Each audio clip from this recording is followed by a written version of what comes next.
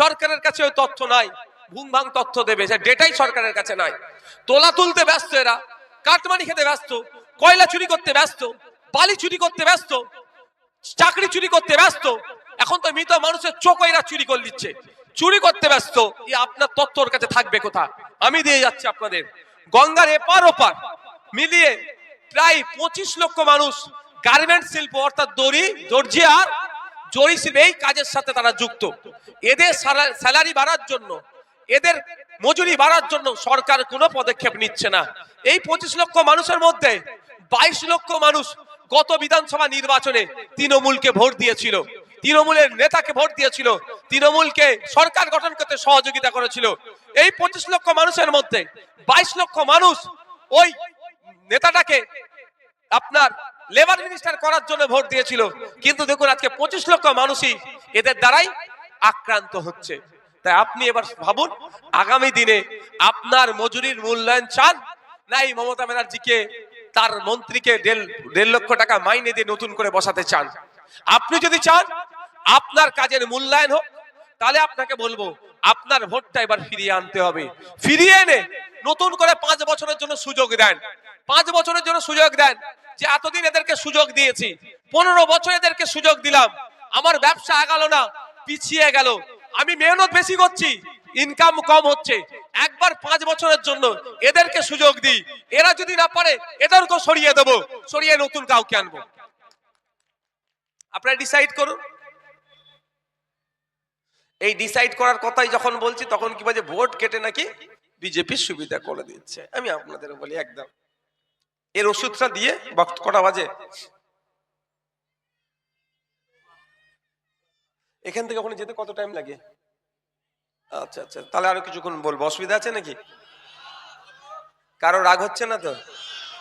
রাগ হলো ঠান্ডা মাথায় আমার বক্তব্যটা শুনুন।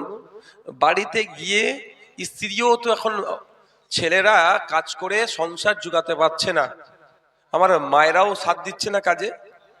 যখন কাজে বসবেন স্বামী স্ত্রী মিলেই তো কাজ করছেন, মা বেটা মিলে বসে কাজ করছেন, তো পরিবার মিলে বসে কাজ করছেন। তো মাইকের আওয়াজ যাচ্ছে, যে বাড়িতে যাবেন গিয়ে কাজ করার সময় আলোচনাটা করবেন যে নওশাদ ভাইজান এসেছিল, এ কথা বলছিল, এটা ভুল না ঠিক কথা গো, আপনারা আলোচনা করবেন। ওরা আপনারা আলোচনা করবেন, ওরাই বলবে আপনাদের। আমাদেরকে ভাবতে হবে, এই সিস্টেমটা আপনি আমি তৈরি করি। তাহলে বলুন, একটা লেবার হিসাবে যদি কাজ করি 8 ঘন্টা, 8 ঘন্টা লেবারে কাজ করলে তার স্কিল লেবারের হচ্ছে 450 টাকা। তাহলে আপনি 14 ঘন্টা কাজ করছেন, তাহলে আপনার তো দিনে ইনকাম কত হবে? 650-700 টাকার কাছাকাছি। আপনি 300 টাকা ইনকাম, 350 টাকা করছেন। এই জায়গাটা তো বুঝতে হবে। এই সরকারকে যেটি বিনামূল্যে আপনার ভোটটা পেয়ে যাচ্ছে, মানে কোনো কষ্ট করতে হচ্ছে না, বিজেপির ভয় দেখিয়ে দেবো, ভোটটা পেয়ে যাব। আর এদের কি হচ্ছে এটা নিয়ে ভাববো না। তাই সময় এসেছে সরকারকে ভয় দেখাতে হবে। সরকারকে যদি ভয় দেখান আপনি, নতুন যেই সরকারই আসুক না কেন, আজকে কেরালা এত ডেভেলপমেন্ট কেন, হরিয়ানার কৃষকরা এত মার্সিডিজ নিয়ে ঘুরছে কেন, মহারাষ্ট্রের ব্যবসায়ীরা এত ইনকাম করছে কেন, গুজরাটে এত, বিভিন্ন রাজ্যে দেখুন পাবলিক সরকারকে ভয় দেখিয়ে রেখেছে। তুমি আমার কাজ করবে না, তোমাকে উল্টে দেবো। তো আমরা কি কাজ করি আর না করি, বিজেপি নাকি চলে আসবে, আমাকে তোমাকে বাঁচাতে হবে। যখন জেনে নিয়েছে এই 25 লক্ষ মানুষের মধ্যে প্রায় 20 লক্ষ বিনা স্বার্থে আমাকে ভোট দেবে, তাহলে আপনার কাজ কেন করবে? জেনে নিয়েছে 20 লক্ষ ভোট তো এমনি আসবে বিজেপির ভয় দেখিয়ে, তাহলে কাজ করার দরকার নেই। তাই আপনাকে বলবো, আপনি সব ভাবে লাভ হবে না, আপনাকে ভাবতে হবে আপনার ইনকাম বাড়বে কি করে। কি আসছে কে গেল আপনার মাথায় নিয়ে লাভ হবে না। লাভটা কি হয়েছে? আপনি শুধু স্বাধীনতার পর থেকে 1952 সাল থেকে আপনার দাদু ভোট দিয়ে আসছে, আপনার আব্বা ভোট দিয়েছে, এখন আপনি দিচ্ছেন। 1952 সাল থেকে শুধু আটকাবেন আর জিতাবেন, একে হারাতে হবে ওকে জিতাতে হবে, এই করে এসেছেন। তো পেয়েছেনটা কি বলে? কিচ্ছু পান নাই। তাহলে এবার আপনাকে ভাবতে হবে আমি কি পাবো। এবার এতদিন ভোট দিয়েছেন অন্যের জন্য, বিজেপিকে আটকাতে হবে, তৃণমূলকে জিতাতে হবে, এই করতে হবে সেই করতে হবে, কখনো কংগ্রেসকে আটকাতে হবে, বামেদেরকে জিতাতে হবে, কখন বামেদেরকে আটকাতে হবে, কংগ্রেসকে জিতাতে হবে, এই করেছি তো আমরা। আমার দাদু থেকে হয়েছে এটা, 1952 সাল স্বাধীন ভারতের প্রথম ভোট হয়েছিল 1952, সেই থেকে হয়ে আসছে। এবার আপনাদেরকে আমাকে ভাবতে হবে কি, আমি জিতবো কি করে, আমি জিতবো কি করে। খোঁজ নিয়ে দেখুন ভাঙড়ে 100 কোটি টাকার রাস্তার কাজ হচ্ছে, 100 কোটি টাকার রাস্তার কাজ হচ্ছে, চারি জায়গায় রাস্তায় শুধু লাইট আর লাইট লাগাচ্ছে শাসকে। কেন বলুন তো? ভাঙড়ের মানুষ এবার কিন্তু জিতে গেছে। এতদিন পর্যন্ত ভাঙড়ের 100 কোটি টাকা কেন 10 কোটি টাকার কাজ হয়নি। 2011 থেকে 2021 আগে 10 কোটি টাকার কাজ করেনি।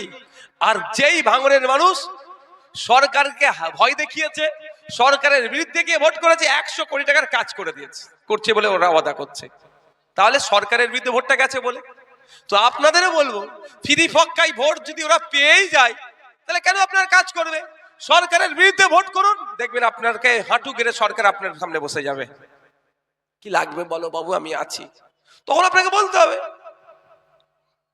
ভাই আমার মজুরি বাড়াতে হবে, কষ্ট অনেকটা করি, চোখ নষ্ট হয়ে যাবে যে কাজ করি আমরা, বসে বসে কোমর বেঁকে যাবে যে কাজ করি।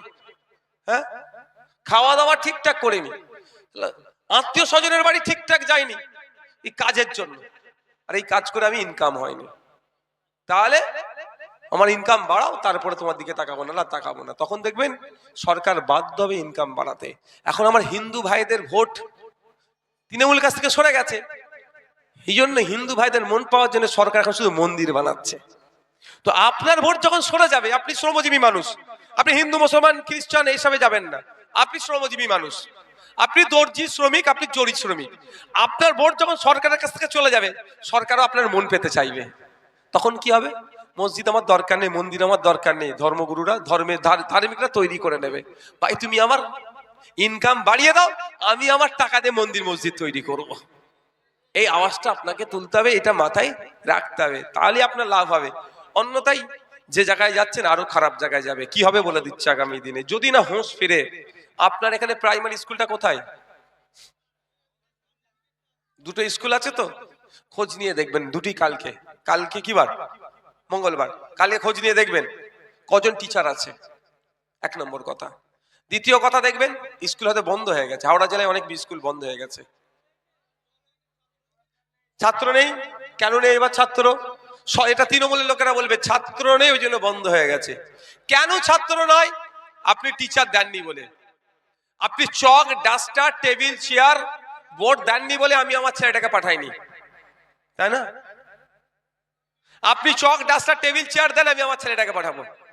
স্কুল বন্ধ হয়েছে, স্কুলটা কি জেসিবি দিয়ে তুলে নিয়ে চলে যাবে? যাবে কি? যাবে না। আমি আপনাদের বলছি, যদি আপনারা এখনো হুঁশ না ফেরে, মিলিয়ে নেবেন। এখন তো সব রেকর্ড হয়, আগে তো লিখে রাখতো, ওই জন্য লিখে রাখার চ্যালেঞ্জ আমি করছি না, আপনি ভিডিও করে রেকর্ড করে রাখুন। এই স্কুল 5 বছর এখন বন্ধ যদি হয়ে যায়, 5 বছর 7 বছর পরে দেখবেন হঠাৎ রং হচ্ছে, ওই স্কুলই রং হচ্ছে, চকাচক রং হয়ে গেছে, সামনে ফুলের টপ ফপ ভালো করে দিয়ে একদম সুন্দর করে গুছিয়ে উঠেছে। কি হয়েছে রে, কি ব্যাপার? স্কুল খুলবে, স্কুলের মালিক আর পশ্চিমবাংলা সরকার থাকবে না, স্কুলের মালিক আদানি আম্বানি শিল্পপতিরা হয়ে যাবে। এবার কি হবে? এখন 250 টাকা দিয়ে ফিল আপ করে আপনার বাচ্চাটাকে স্কুলে পাঠাচ্ছেন, তখন 250-এর গল্প হবে না, আর একটা 50 জোড়াতে, 1 শূন্য জোড়াতে হবে। 2500, 250 নয়, 2500 মাস গেলে তখন দিতে হবে, আপনার ছেলেকে পড়তে দেবে ওখানে। তাহলে স্কুলটা ছিল সরকারি, শিক্ষক না দিয়ে বন্ধ করলো, 250 টাকা ফিস দিয়ে আপনার ছেলেকে পড়াতেন, 5-7 বছর 10 বছর ইচ্ছা করে বন্ধ করে রাখবে, তারপরে আপনাকে এলাকায় তৃণমূলের কিছু নেতাবাদ কাউকে দিয়ে বলবে এই রকম এমনি পড়ে থেকে থেকে সরকারি সম্পত্তিটা নষ্ট হয়ে যাচ্ছে, খারাপ কথা নয়, প্রাইভেটকে দিয়ে দাও। আবার যদি নওশাদ সিদ্দিকীর মতো নেতারা যদি তৃণমূলের সাথে হাত মিলিয়ে নেয়, বলবো দিদি আমাকে 2-4টে দেন। বুঝতে পারছেন কি বলছি? ওই হাত মিলাচ্ছে যারা না, সব ধান্দাবাজরা হাত মিলাচ্ছে, ভাববেন না ডাইরেক্ট পার্টিতে যারা জয়েন্ট হচ্ছে তারা শুধু খারাপ। অমুক আছে আপনার জন্য গলা ফাটিয়ে চিৎকার করছে, ঠিক দেবেন সময় আসে আবার দিদির সাথে হাত মিলিয়ে নিচ্ছে। কি বলছে? ওয়াকাফ বোর্ডের ওইখানে আমি 10 বিঘে জায়গা দখল করেছি, দিদি আমার কটা ছেড়ে দেন। বলে ঠিক আছে, তুই এটা মেকা, তুই আর আমার বিরুদ্ধে বলবি না। এও হচ্ছে। তাহলে আপনি বলুন, আপনার এই প্রাইমারি স্কুলের কথায় তখন 2,500 টাকা দিতে হবে, তারপরে আপনি আপনার ছেলে মেয়েকে ঢুকাতে পারবেন। আমি ধরছি দুটো সন্তান, তাহলে 2,500 5,000। আপনি দিনে 300 ইনকাম করছেন, রবিবার আমি ধরছি তর্কের খাতিরে, হওয়াটা প্রচুর কঠিন আমিও জানি, রবিবার ছুটি, তাহলে মাস গেলে আপনি খুব বেশি গেলে 9,000 টাকা ইনকাম করছেন, তাই তো? 9,000 টাকা ইনকাম করছেন, 4 জন ফ্যামিলিতে আছেন, আপনি, আপনার স্ত্রী, আপনার ছেলে, আপনার মেয়ে, মা বাবা আমি ধরছি নাই, আমি ধরছি 4 জন ধরছি, তাহলে দুটো সন্তান আছে, 2,500 5,000 ওখানে দিতে হবে পড়ার জন্য।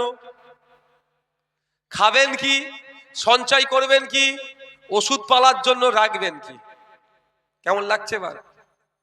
কিন্তু ওটা 2,500, ওই তো যাবেন কোথায়? কিন্তু আপনি 250 500 টাকায় হয়ে যেত, ওটা আপনি 2,500 5,000 করবে আগামী দিনে, যদি আপনি সতর্ক সজাগ না হন। 42